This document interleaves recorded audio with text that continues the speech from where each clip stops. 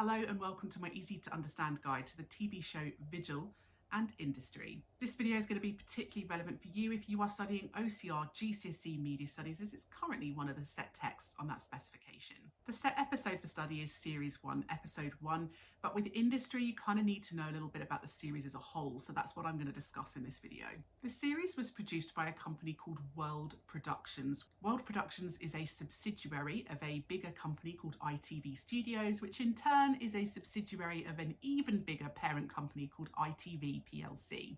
World Productions had had quite a lot of success with other TV dramas and TV programmes they'd made. So, for example, programmes like This Life, Between the Lines, Ultraviolet, The Cops, Bodyguard, Line of Duty, and a lot of those are crime dramas. So this may bring in some pre-sold fans of their previous work, and it also gives them an air of kind of quality and experience and skill. ITV Studios, with ITV PLC as their parent company, they are a big company as well, and they've been involved in a huge number of other programmes.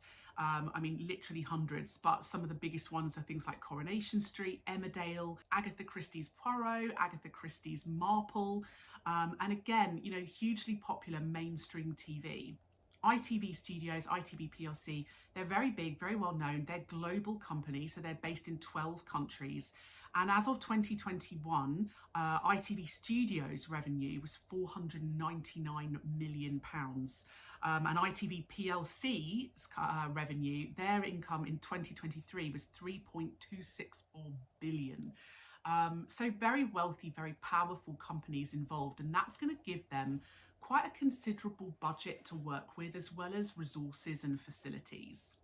So although the production company was World Productions and they are a subsidiary of ITV, which of course is kind of basically our Channel 3 within the UK, they actually make programmes for a wide variety of other channels, not just ITV, which explains why Vigil was actually broadcast on BBC One.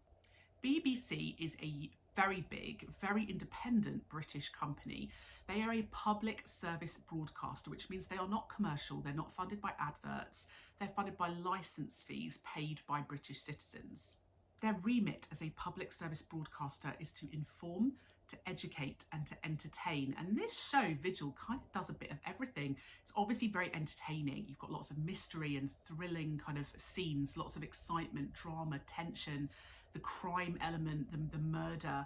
So lots of entertainment-based content, but also it's quite informative and educational.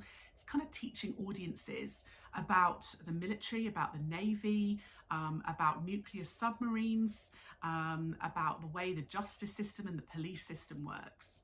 Another part of the BBC's remit is that they are supposed to kind of focus on quality programming. So making a program like this, where it is very clearly, made with a good budget, with a detailed set, with some clear star cast, that would fulfill that part of the remit. Another part of their remit is that they are supposed to embrace diversity, and you can really see that within the programme. So you've got a female detective who comes onto the ship, and you've also got a female detective back on the mainland as well. You've also got a variety of both women and men on board the submarine, and you've also got quite a lot of ethnic diversity as well. So you've got a black captain on board the submarine, you've got a variety of Asian and black officers on board the submarine. So it does feel reasonably diverse. Another part of the BBC's remit is to reflect Britishness, to show Britain and all of its regional areas to its audiences.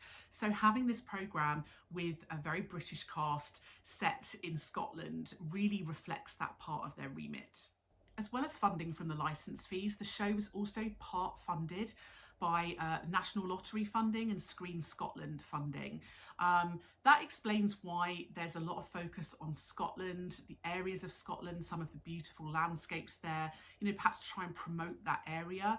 But it also kind of reflects the fact that sometimes independent companies like the BBC do need to get funds from elsewhere, because public funding isn't always enough to do with what they want to do. But you can see in the production that, they really did plough quite a lot into this. They had some huge set pieces where the production designer, Tom Sayer, actually had to create big set studios that looked like all the corridors and rooms within the submarine. Even in the opening of the show, it's very clear that it's quite a high budget action-based program. You know, they had to basically show the sinking of a trawler, and then they had to show the detective being helicoptered onto a moving submarine. So quite big action sequences that would have cost quite a lot of money. The filming for this series was primarily in 2020, and of course, what happened in 2020? The COVID pandemic and lockdown in the UK, which meant that the filming had to actually halt for about 5 months. You know, obviously COVID had a huge impact on a lot of filming for TV and film in the UK, but it can cause some issues. So for example, Rose Leslie, who plays one of the female detectives, she was a few months pregnant when they were filming originally. But by the time lockdown had ended and they were able to go back to filming, she was then 8 months pregnant. So actually in quite a lot of the series, they had to disguise Rose Leslie and hide her behind lots of items to disguise the fact that she was suddenly 8 months pregnant. It was a very successful program. It had something like 10.2 million viewers in 7 days. And perhaps this is because of the way that the BBC and World Productions tried to mitigate some of the risks involved in making a show like this. So yes, it was high budget, but they had quite a big star cast to try and draw in audiences. People like Saran Jones, for example, she was very famous from being in things like Coronation Street, but she'd also been in Harley Street, Dr. Foster, Unforgiven. Rose Leslie had previously been in Game of Thrones, and she'd also been in Downton Abbey. Patterson Joseph, who plays the captain, had previously been in Casualty, Peep Show, Survivors, Law and Order UK, Safe House and Timeless, so quite a recognisable actor. Gary Stevenson had been famous for films like Billy Elliot as well as Gangs of New York, and Martin Compston had been quite famous for a variety of TV crime dramas like Line of Duty. So the star cast would have been able to draw in quite a lot of pre-sold fans, and basing it on a very popular genre, the crime drama genre, would have also helped to mitigate some of that risk, because it is a very popular genre. Some shows like Line of Duty, Bodyguard, etc., they've been very, very successful in the last few years. ITV Studios actually acted as the international distributor, along with their subsidiary Peacock. It was released in 21 other countries, including America in 2021. So it really did help it get that global audience. Often a program to be distributed globally, the fact that it was on BBC first and built a huge success in England, the BBC is such a well-known company with such a global fan base that if a program is popular on that channel, with that broadcaster, it's more likely to be picked up by other channels in other countries. So the success on the BBC will have helped the international distribution of the show. So it was available on various streaming sites, including Peacock, also including iPlayer, ITVX as well. And that's kind of reflects the growing success and appeal of convergent technologies and streaming sites. Lots of audiences like that accessibility now. Of course, streaming sites do make it harder to regulate.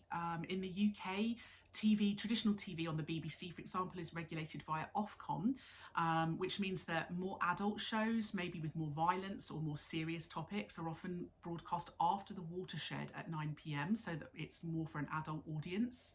And Ofcom will be in charge of regulating what can and can't be in a show, and if a show breaches those rules, audiences can complain to Ofcom. So of course, Vigil was broadcast after 9 p.m. on BBC One because of that watershed. Ofcom have very little power over streaming sites, and so streaming sites can often get away with more graphic content. And of course, there's no watershed because there's no schedules. You can watch a show anytime you want. So it can make it hard to kind of protect younger audiences from some of the more serious issues within the series. And also with a global distribution, that can be quite tricky for regulation as well, because obviously different countries around the world have different rules about what you can and can't show. So that was my easy to understand guide to Vigil and industry. Don't forget to subscribe to my channel for other videos that might be relevant for you. And if you would like a video that I don't already have, leave a little comment below and I'll see what I can do.